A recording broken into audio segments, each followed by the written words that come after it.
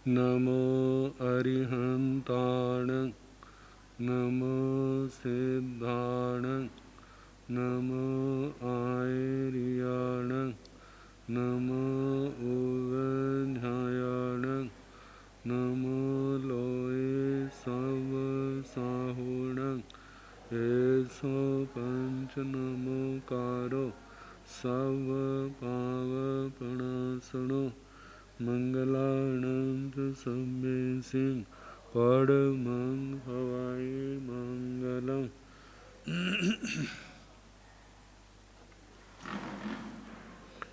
जिन शासन जिन वाणी सदा जयवंत हो, श्रमण संग सदा अविचल मंगल हो।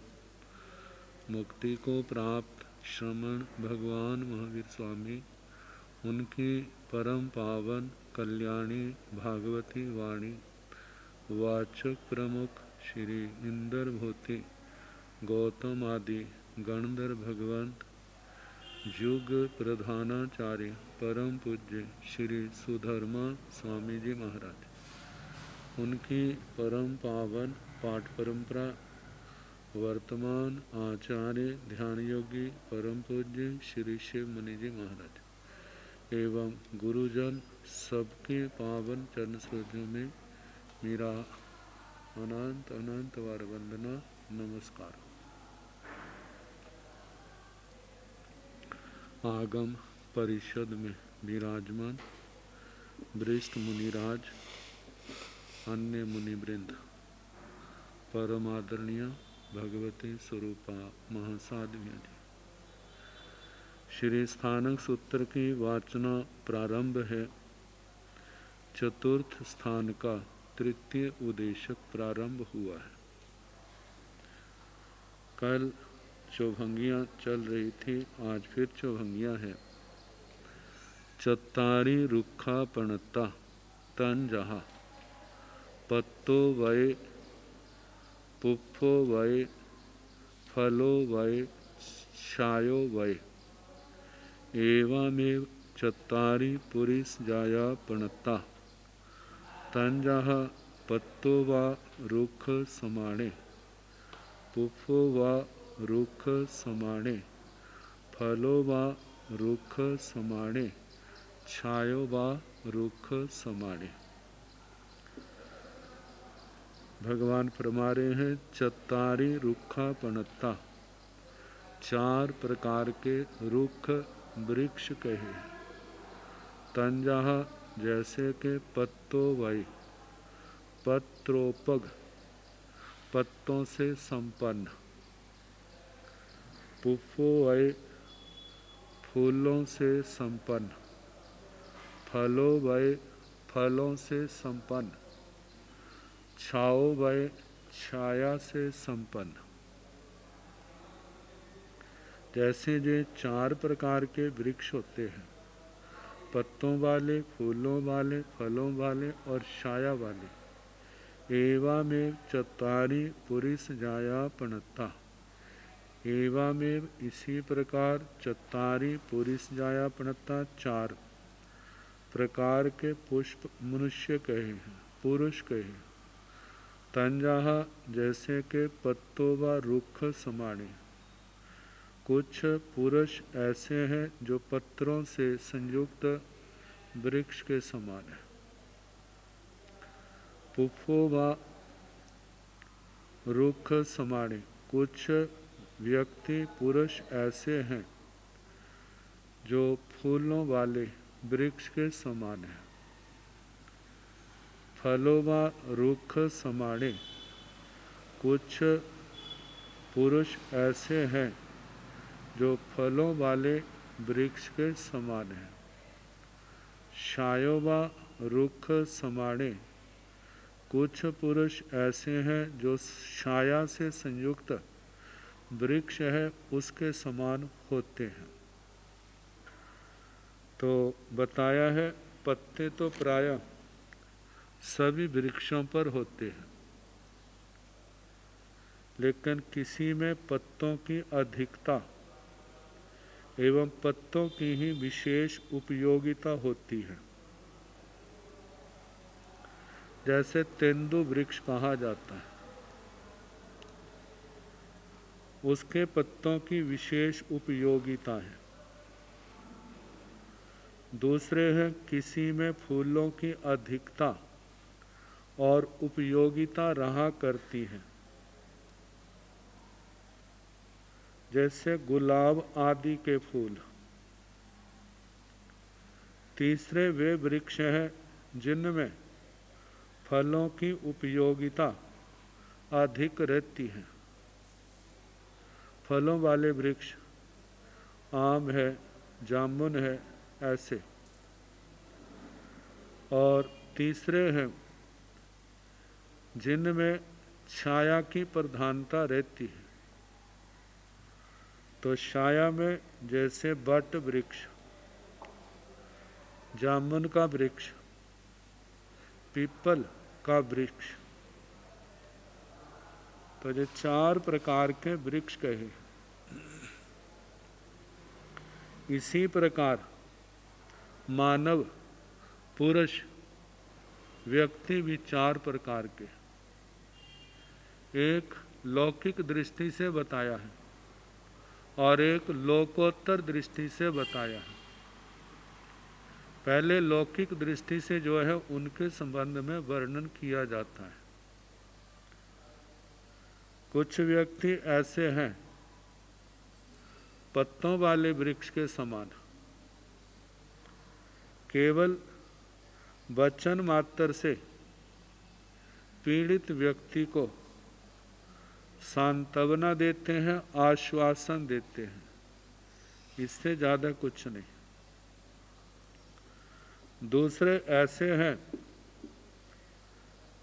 जो कष्ट निवारण का उपाय बताकर किसी की रक्षा भी करते हैं कि आप ऐसा करो ठीक हो जाएगा। और तीसरे हैं कुछ अभावग्रस्त व्यक्ति को यथाशक्ति धन आदि देकर उनका उपकार करते हैं। चौथे हैं जो अपने आश्रय में आए हुए की सब तरह से रक्षा करते हैं। ये संसार की दृष्टि से 4 प्रकार के लोग। अब लोकोत्तर दृष्टि से 4 प्रकार के पुरुष, महापुरुष। पहले हैं पत्तों वाले वृक्ष के समान, शास्त्र का मूल पाठ सिखाकर उपकार करने वाले महामानव पत्तरदायी वृक्षों के समान होते हैं। दूसरे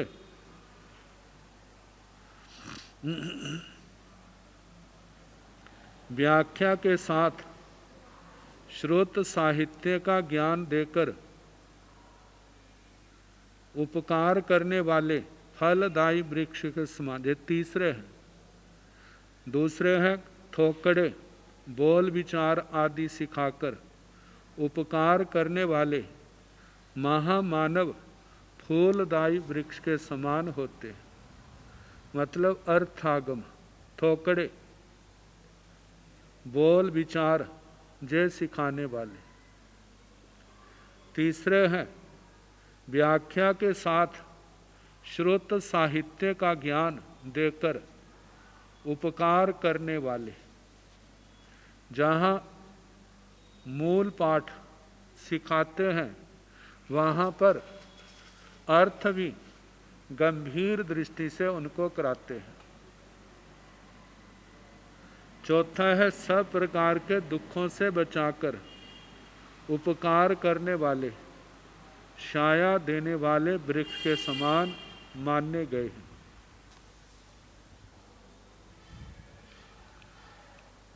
तो इसके संबंध में कहा है अपनी मर्यादा में रहते हुए दूसरों का कल्याण करना ही वास्तव में कल्याण है एवं परोपकार है। सब प्रकार के उपकारों का समावेश दान और सेवा इन दोनों में ही हो जाता है। निस्वार्थ एवं शुभ उद्देश्य से शिक्षा देना, उपदेश देना, विद्या देना, सद्विचार देना, समय देना, औषध देना, वस्त्र देना, धन देना, तन अन्न देना इत्यादि सब दान ही है। किसी को साता एवं शांति पहुंचाना सेवा है। परोपकार करने से सुख, कीर्ति, बल, नैरोग्य, ऐश्वर्य, विजय आदि अभीष्ट फल की प्राप्ति होती है। इतना ही नहीं, परम पद की भी उपलब्धि होती है।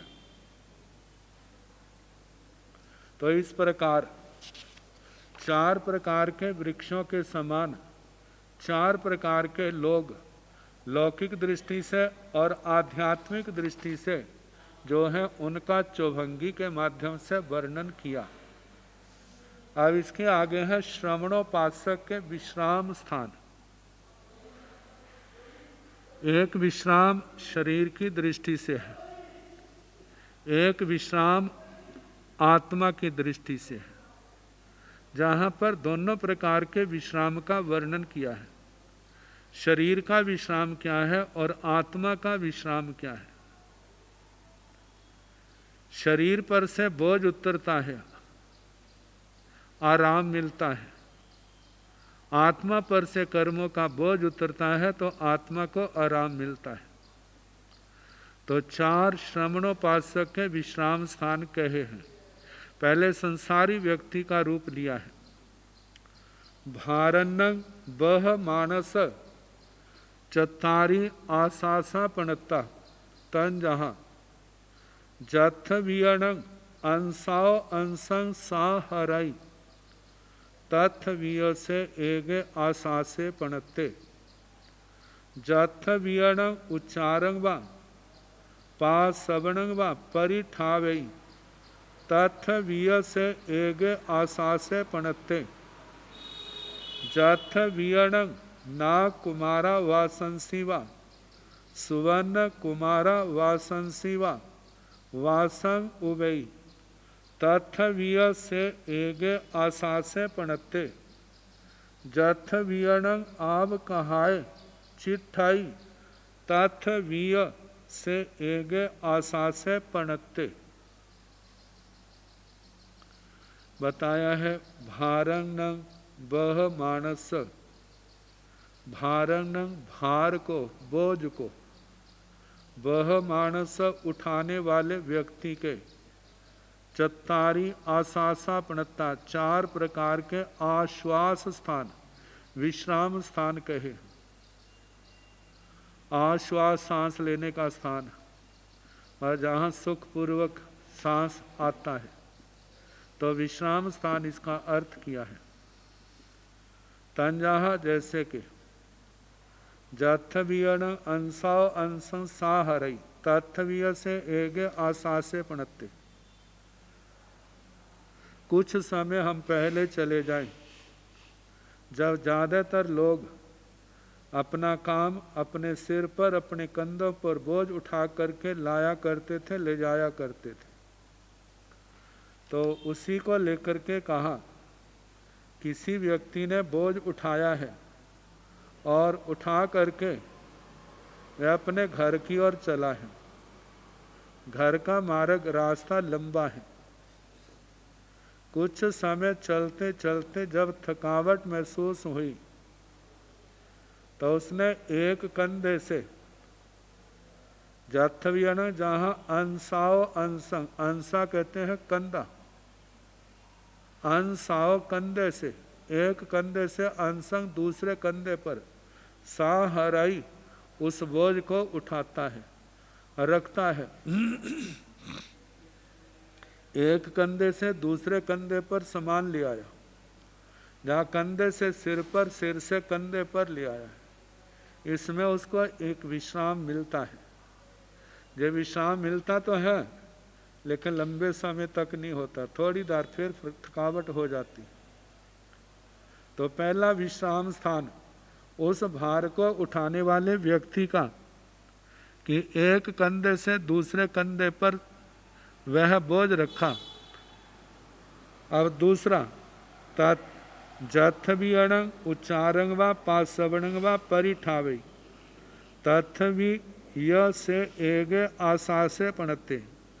उस बोझ को उठाने वाला चलते चलते जब कहीं शारीरिक चिंता की शंका हुई तो वो बोझ अपने कंधों से सिर से उठा करके कहीं पर रखा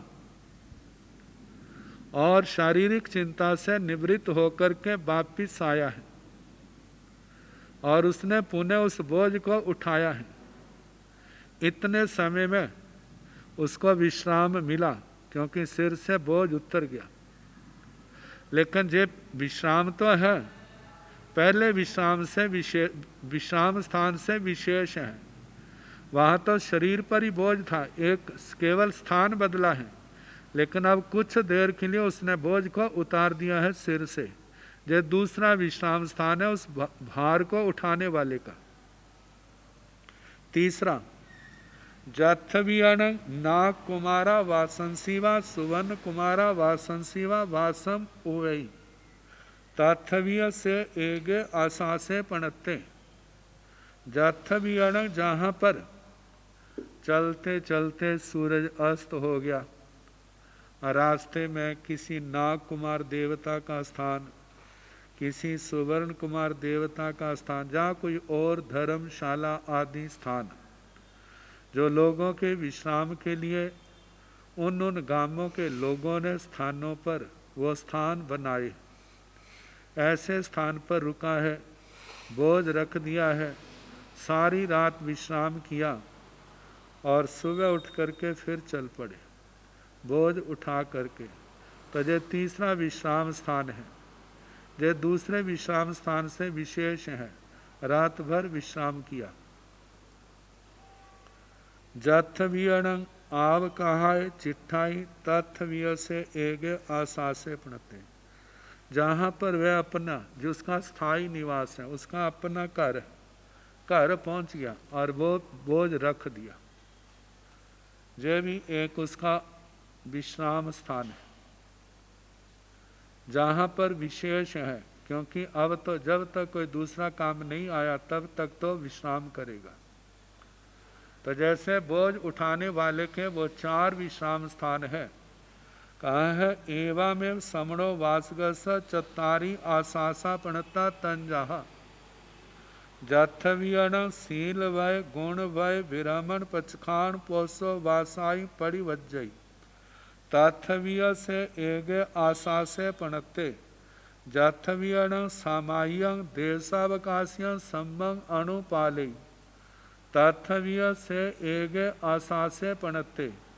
जाथवियण से 14 सठम उदिठ पुण्यवासिनीसु पड़ी पुण्यं पोषं सम्मं अणुपाले तथविय से एगे आशा से पणते।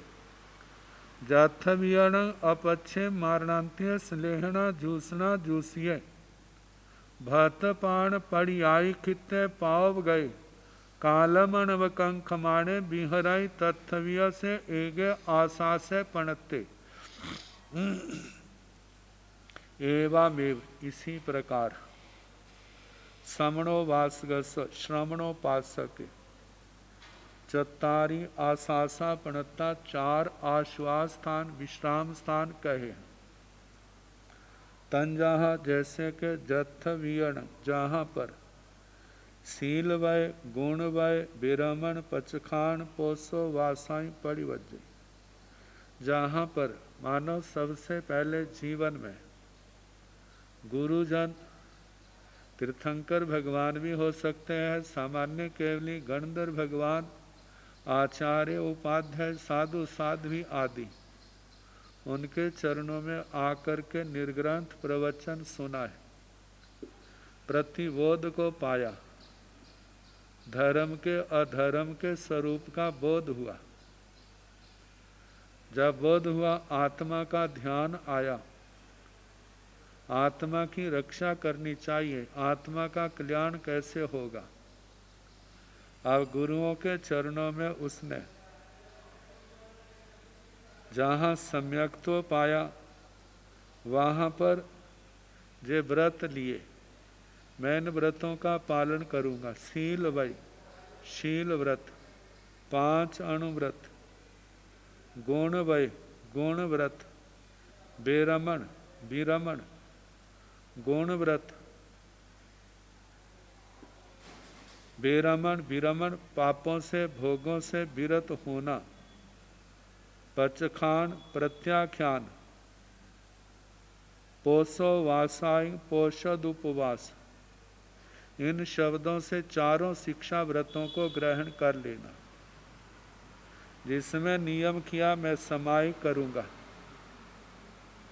मैं 14 नियमों को धारण करूँगा। देशावकाशिक व्रत, 10वां व्रत, अष्टमी, 14 आदि, अष्टमी, 14 अमावस्या, पूर्णमासी आदि तिथियों पर पोषद उपवास किया करूँगा।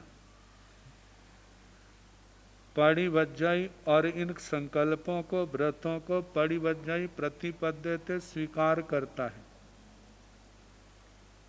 तथवीय से एगे आशासे पणते, जे पहला जे एक आश्वास स्थान, विश्राम स्थान है। क्योंकि मिथ्यात्व का संबर हो गया, मिथ्यात्व के कारण आने वाले पाप कर्म वो रुक गए। अविरति के कारण से आने वाले पाप कर्म थे वो भी रुक गए। अप्रत्याख्यानी क्रिया से छुटकारा हो गया। जहाँ पर 10 दिशाओं से आत्मा के अंदर कर्मों के झरने आ रहे थे, बहुत मात्रा में रुक गए हैं। केवल जितना सीमित रखा है उतने से ही कर्म आ रहे, बाकी सब वो आश्रय द्वार बंद हो गए।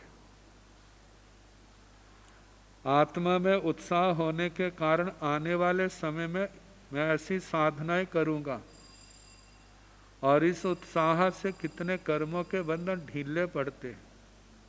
तो बताया है जो श्रवणोपासक का प्रथम विश्राम स्थान है। जब उसने जो नियम व्रत, सम्यक्त्व, अणुव्रत, गुणव्रत, शिक्षा व्रत आदि धारण किए हैं, जत्थवियण समायं देशावकाशियं सम्मं अणुपाले, तत्थविय से एगे आशासे पणते, जत्थवियण जहाँ पर वह सामायिक करता है।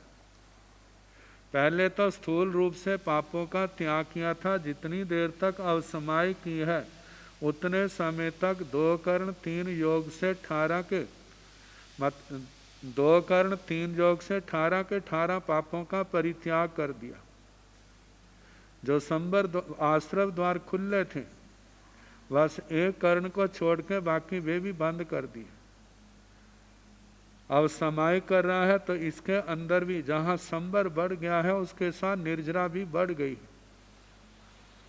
और उसके साथ देशावकाशियम, देशावकाशिक, जिसको आज हम 14 नियमों के नाम से जानते हैं।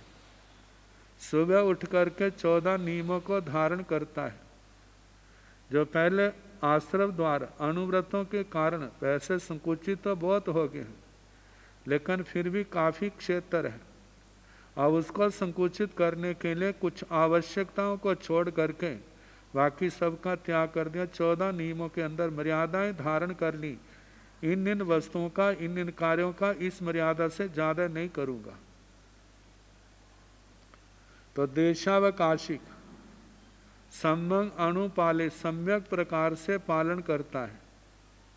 तथ्वीय से एगे आशा से पणते, जहाँ पर भी इनमें भी श्रावक का जो दूसरा आश्वास विश्राम स्थान है। क्योंकि जहाँ पर कर्म आगमन रुका है, संबर बड़ा है, निर्जरा बड़ी है।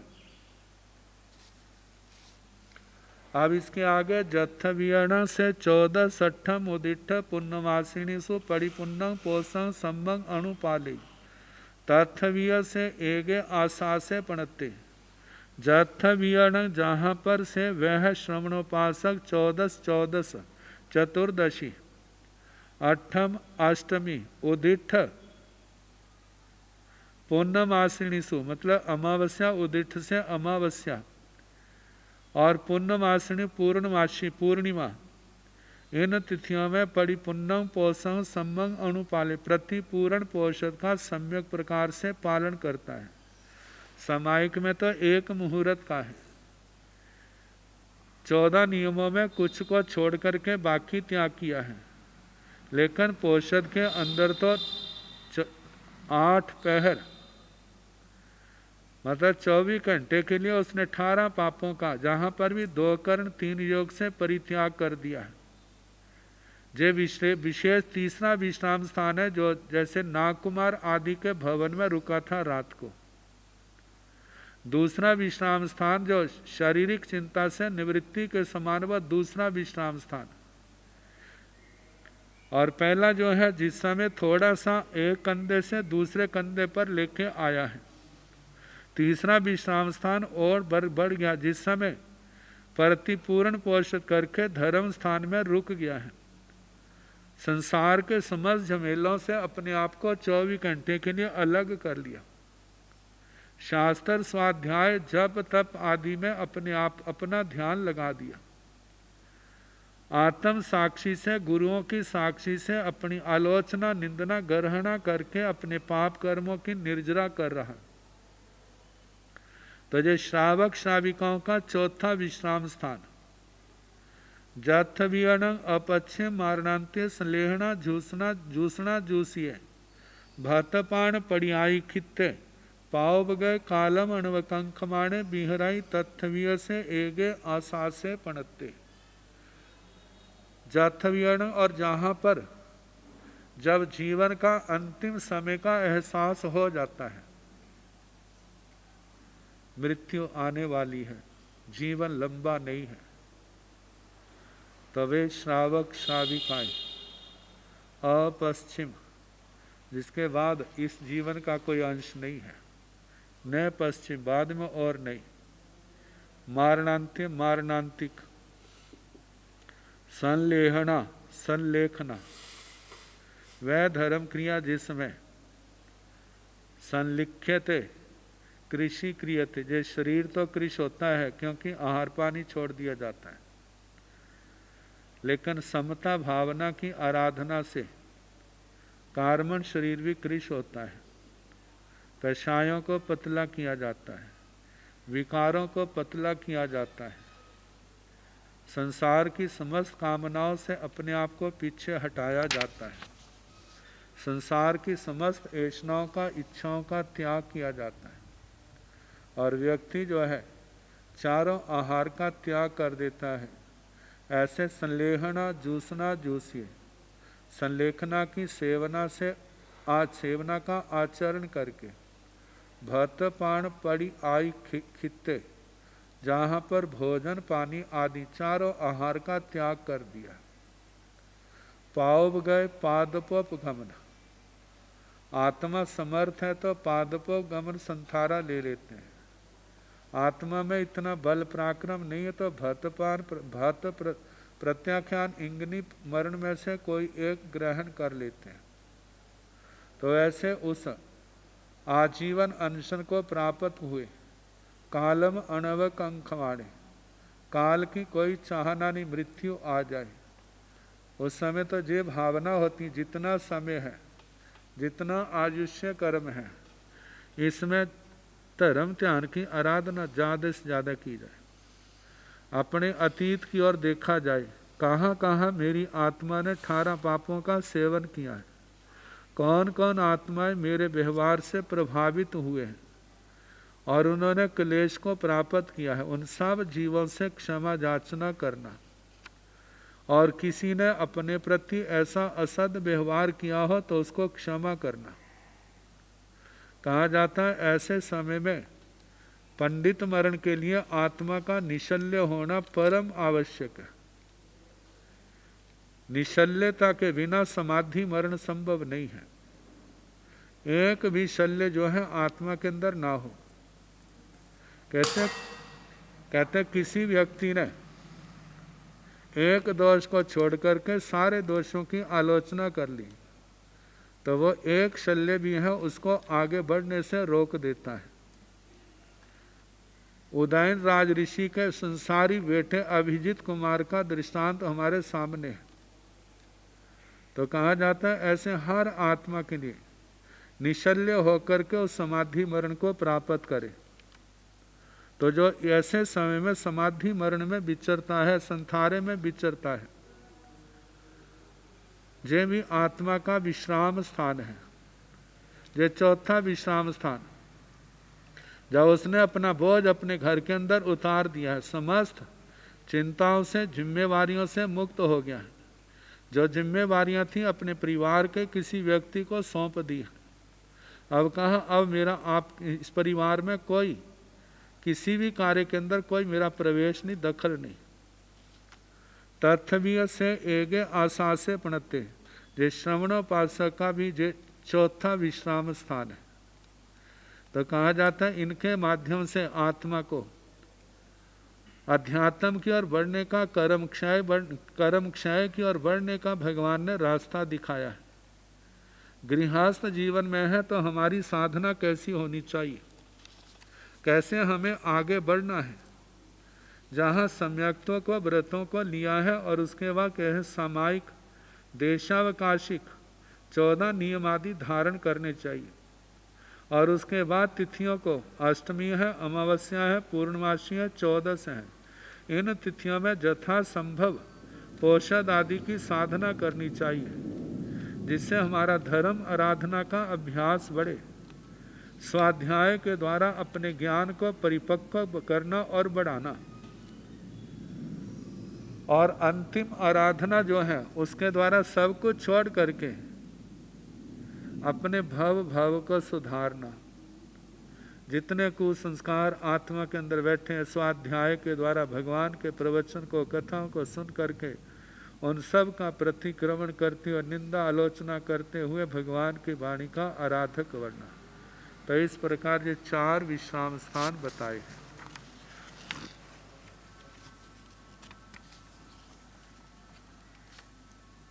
अब 4 प्रकार के व्यक्ति उदय अस्त को लेकर के वर्णन किया है।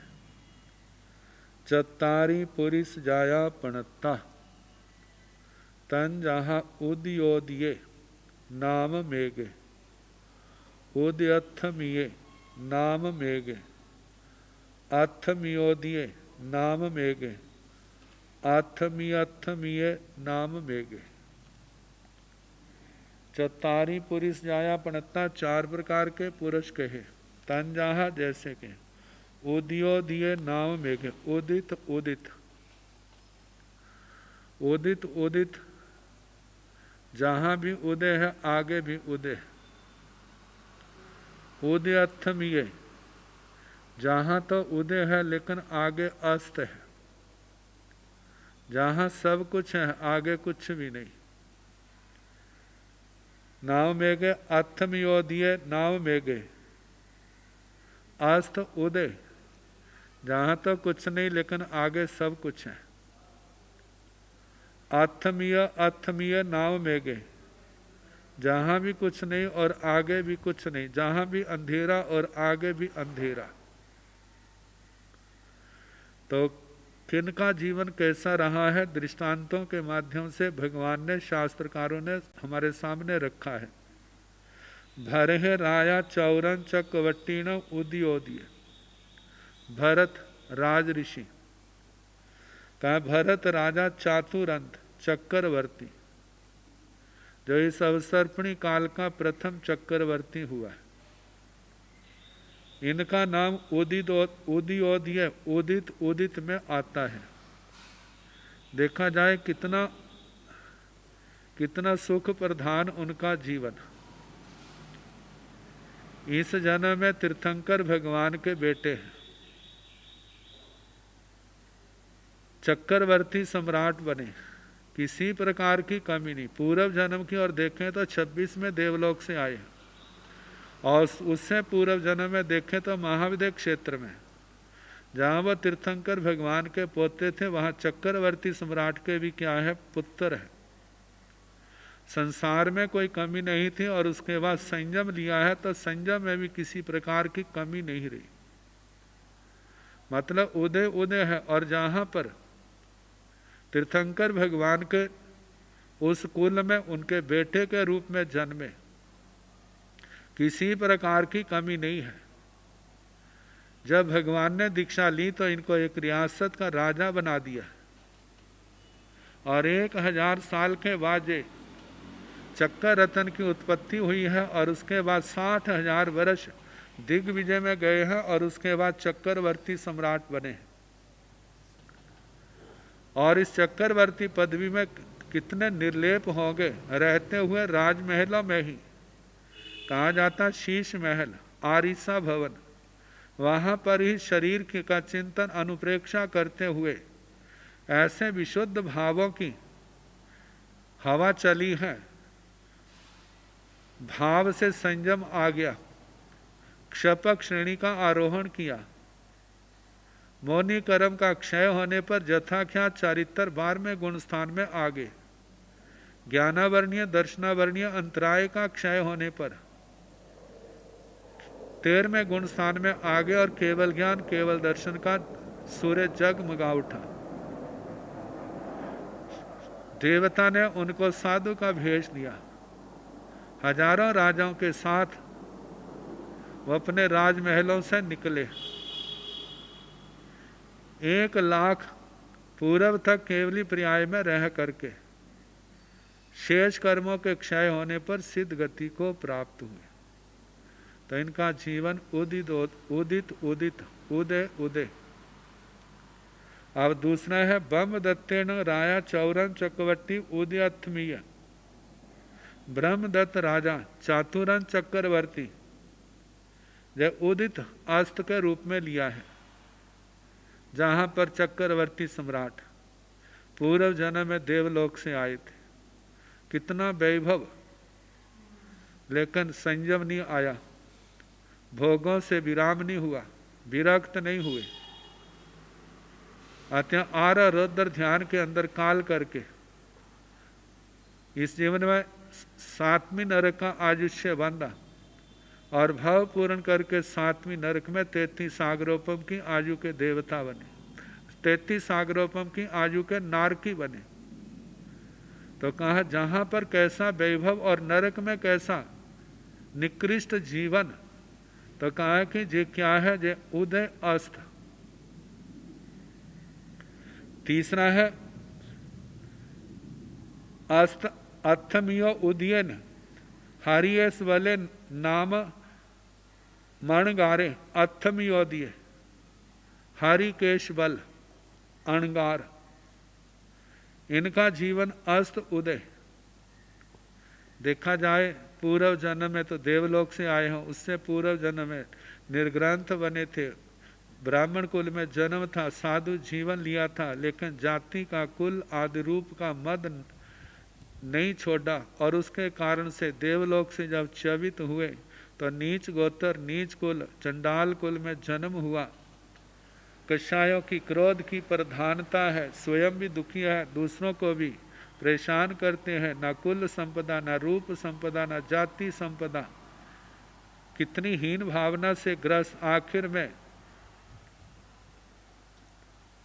निर्वेद भाव को प्राप्त हुए, दीक्षा ली, संयम तप की आराधना करते हैं। देखने के लिए तो अच्छे नहीं है, लेकिन उनके तप संयम से धर्म साधना से प्रभावित देवता उनकी सेवा में रहते हैं। तो कहा जाता है संयम से पहले उनका जीवन तो अस्त था, जब संयम में आगे हैं और इस संयम के बाद उनकी गति अच्छी है। तो कहा कि ये क्या है, उदय अस्त उदय, मतलब पहले जीवन अच्छा नहीं लेकिन बाद में कितना अच्छा, देवताओं के भी पूजनीय बन गए। श्री उत्तराधीन सूत्र का 12वां अध्ययन इसका साक्षी है। और ऐसे लोग जितने भी दुनिया के हैं वो क्या है, अस्त उदय के रूप में गिने जाते हैं। और चौथे हैं कालेन सोयरिय अथम अथमीय अथमीय, काल सोकरी काल कसाई, अस्त अस्त। जहाँ भी जीवन कोई खुशहाल नहीं था, हिंसा करनी, हिंसा प्रधान, और मरने के बाद कहा जाता है 7वीं नरक में गए। जहाँ भी अस्त और आगे भी अस्त, जहाँ भी कोई सम्मान नहीं आगे भी सम्मान नहीं, क्योंकि उनका कर्म अच्छा नहीं था। तो इस प्रकार 4 प्रकार के व्यक्ति, उदय उदय उदय उदित उदित उदित अस्त अस्तमित, और अस्तमित उदित अस्तमित अस्तमित।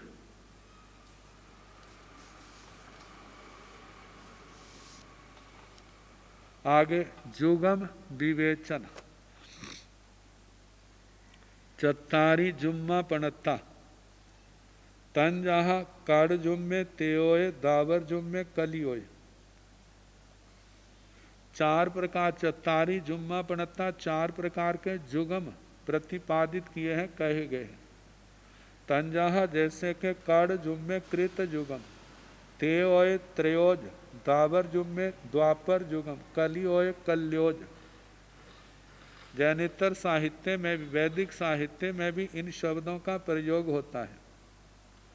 उनके तो जैसे कहा जाता है, जब धर्म को बैल का रूप दिया, जब उसकी चारों टांगे हैं, दानशील तप भावना, तो वो कृत युग सत्य युग है।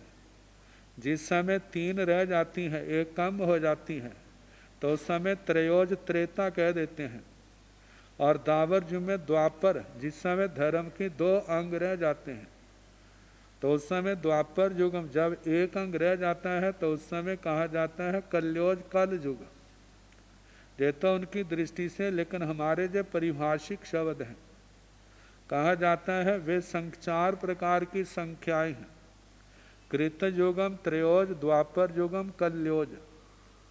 जिस संख्या को 4 से विभाग किया जाए और शेष आखिर में 4 रहे, उसको कृत युगम कहा जाता है।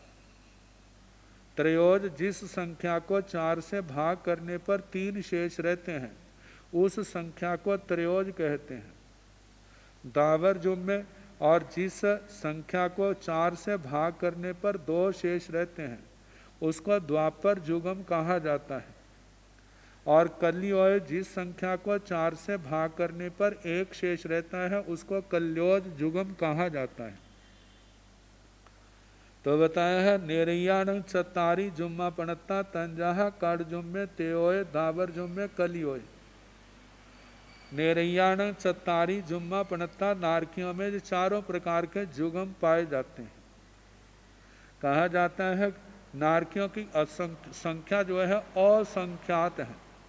सामान्य व्यक्ति तो इसकी कल्पना नहीं कर सकता, लेकिन जब कोई केवल ज्ञानी महापुरुष नारकी जीवों की ओर ध्यान देते हैं, तो कभी उस ध्यान में क्या आता है, उनके केवल ज्ञान का वो विषय है, तो उसमें कभी तो ऐसी संख्या में नारकी होते हैं, यदि 4 की संख्या से भाग दिए जाए तो 4 शेष रहते हैं।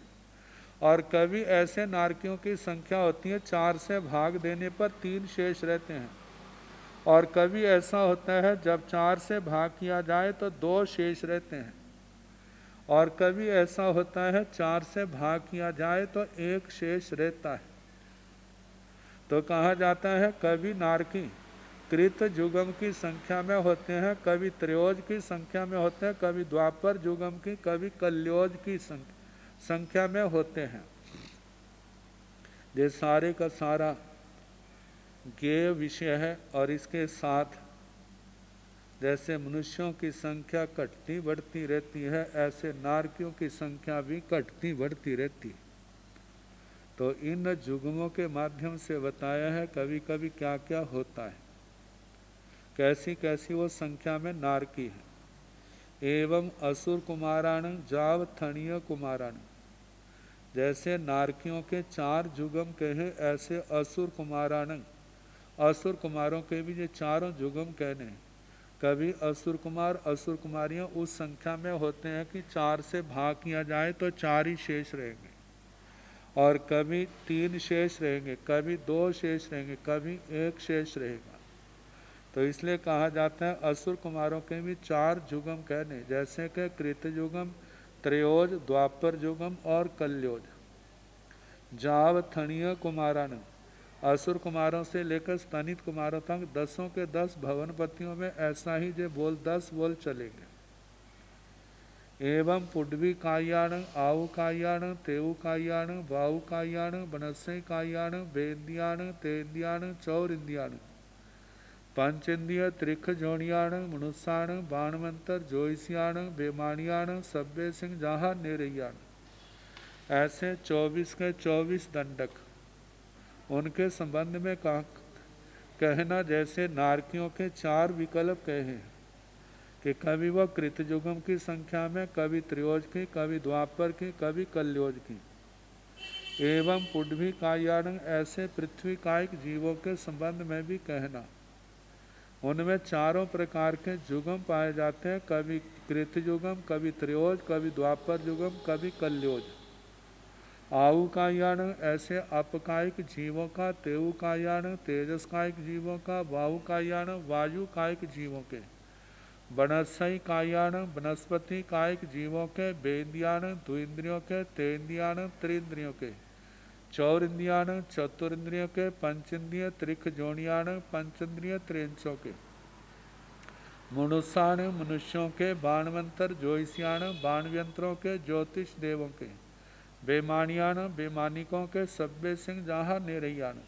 इन सभी दंडकों में ऐसे ही 4 जुगम कहने जैसे नारकियों के कहे।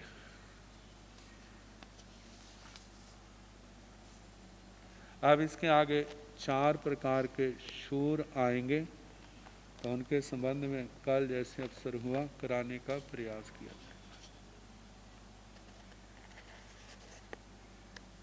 नारकियों का वर्णन कहाँ तक हुआ था? नव तत्व का वर्णन सुनाया जा रहा है।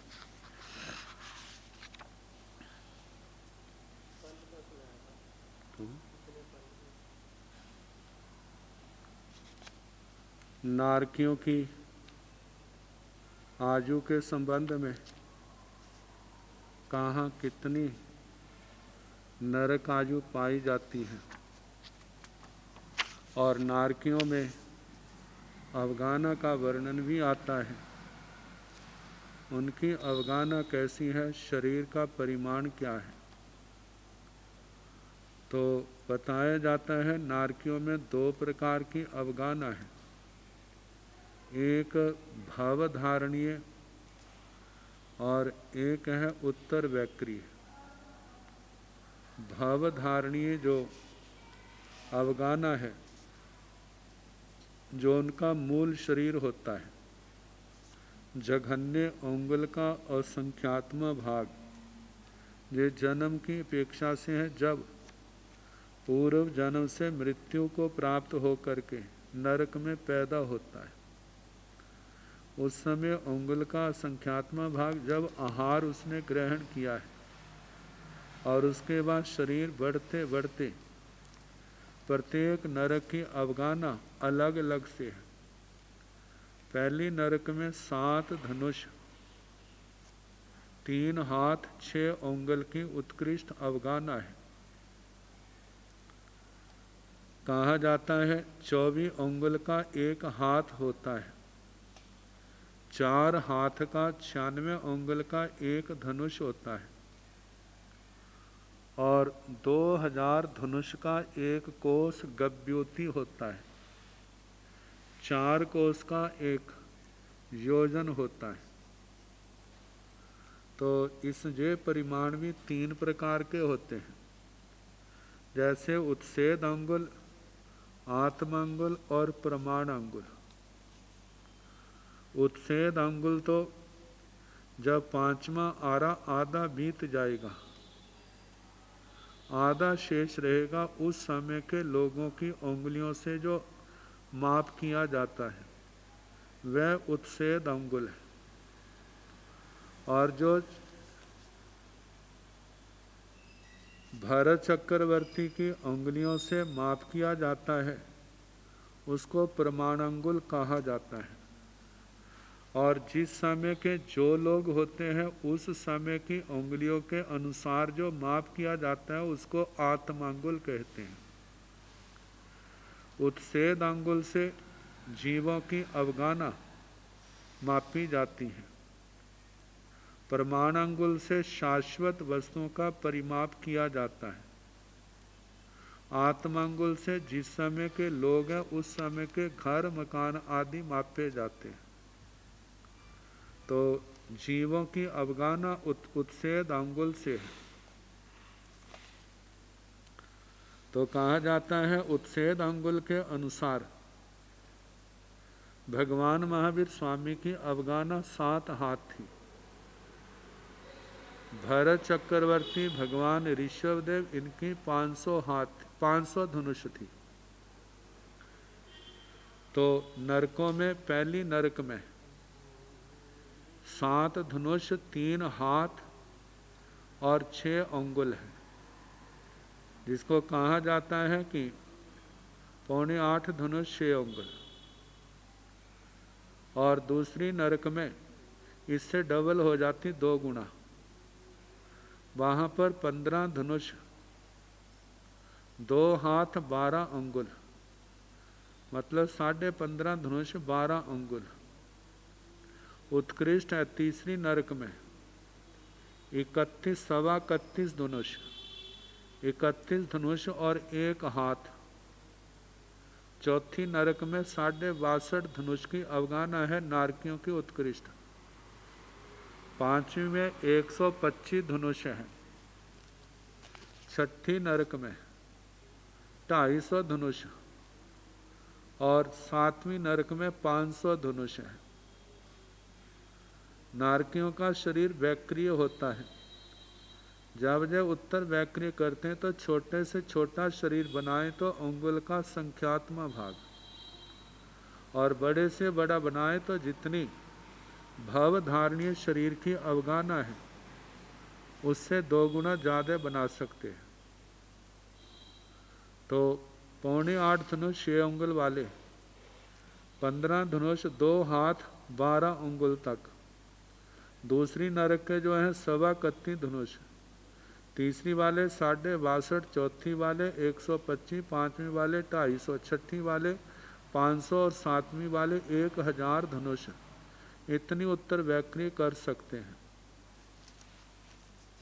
कहा जाता है ये तो शरीर का छोटा बड़ा बनाना है, बाकी वैक्रिय शक्ति के द्वारा अपने शस्त्र अपनी रक्षा के लिए, दूसरों के विनाश के लिए लगभग शस्त्रों आदि का ही निर्माण करते हैं और एक दूसरे पर प्रहार करते हैं।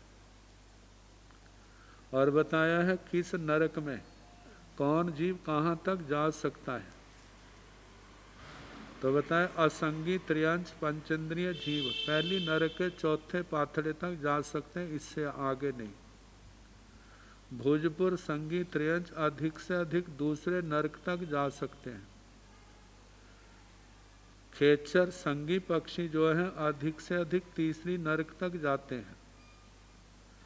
स्थलचर संगी शेर आदि अधिक से अधिक 4थे नरक तक जा सकते हैं जाते हैं। उर्पुर संगी सर्प आदि जीव अधिक से अधिक 5वें नरक तक जाते हैं। स्त्री अधिक से अधिक 6ठे नरक तक जाती हैं। संगी मनुष्य मत्स्य जलचर जीव जो है पुरुष नपुंसक जो 7वीं नरक तक जाते हैं। संज्ञानों के हिसाब से भी बताया जाता है जिनके सेवार्थक संज्ञान है वो नरक में जाएं तो ज़्यादा से ज़्यादा दूसरी नरक तक जा सकते हैं। जिनके कीली का संघानन है वह तीसरी नरक तक जा सकते हैं। अर्ध नाराज वाले 4थी नरक तक, नाराज वाले 5वीं नरक तक, ऋषभ नाराज वाले 6ठी नरक तक जा सकते हैं, इससे आगे नहीं। और बज्जर ऋषभ नाराज संग्रहण वाले ही 7वीं नरक में जा सकते हैं। जिनके पास ये संग्रहण नहीं तो वो वहां भी नहीं जा सकते। तो ये नरक में जाने वालों का वर्णन किया है।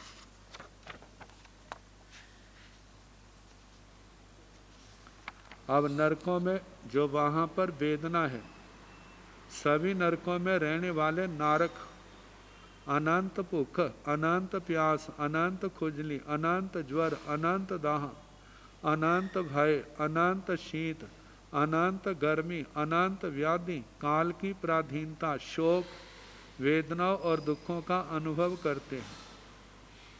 खुजली बहुत है लेकिन इलाज कोई नहीं उनके पास। बुखार बहुत है लेकिन इलाज कोई नहीं। शरीर में गर्माहट बहुत है, दांत ज्वर जैसे होता है जैसे जहाँ बुखार हो जाता है, शरीर कैसे गर्म हो जाता है, लेकिन वहाँ कोई इलाज नहीं है। अनंत भय, चारों ओर भय का वातावरण। जहाँ सर्दी है वहाँ पर सर्दी की कोई कमी नहीं है। अनंत शीत है, गर्मी है तो वहाँ पर अनंत गर्मी है। अनंत व्याधियाँ, रोग हैं, काल की पराधीनता है। कोई समय से पहले वहाँ नरक से निकल नहीं सकता। जैसे जैसे निकाचित कर्म किए हैं वहाँ पर उनको भोगने पड़ते हैं। अनाथों की तरह उनका जीवन होता है। अब वहाँ के परमाधर्मी कहा जाता है दो प्रकार से दुख। एक तो परमाधर्मी देवों के द्वारा दिया जाता है, एक परस्पर उदीरित नारकी आपस में लड़ते झगड़ते हैं उसके कारण से मिलने वाला दुख। परमाधर्मी देवताओं के द्वारा अम्ब अम्बरीश आदि के द्वारा तीसरी नरक तक ही दुख दिया जाता है, उससे आगे वो नहीं जाते हैं। और आगे उसके बाद चौथी से लेकर सातवीं तक जहाँ पर अपने आप जो क्षेत्र आदि वेदनाएं वो तो भोगनी पड़ती हैं, अपने आप लड़ करके मर कट करके अपनी वैक्नी शरीर से वैक्नी लब्धि से शस्त्रों का निर्माण करते हैं और आपस में ही लड़ते रहते हैं। और कैसे मारकाट होती है, कहा जाता है जैसे वहाँ पर सूत्र कृतांग सूत्र के 5वें अध्ययन नरक विभक्ति में कहा था, ऐसे शोर, इतना जबरदस्त शोर है जैसे कहीं नगर का वध हो रहा, लोगों की मारकाट मची हो, ऐसे वहाँ पर हर समय शोर रहता है। ऐसे महावेदनाएं वहाँ पर वह नारकी भोगते हैं। तो बताया जाता है नरक भूमि और नारक दोनों ही कुरूप भय उत्पादक, अदर्शनीय, दुर्गंधपूर्ण, अनिष्ट रस अनिष्ट स्पर्श वाले हैं। यदि कोई व्यक्ति नरक भूमि की चने के दाने के बराबर मिट्टी ला करके इस भूमि पर रख दे तो विषैली दुर्गंध से कोसों तक वातावरण दूषित हो जाएगा।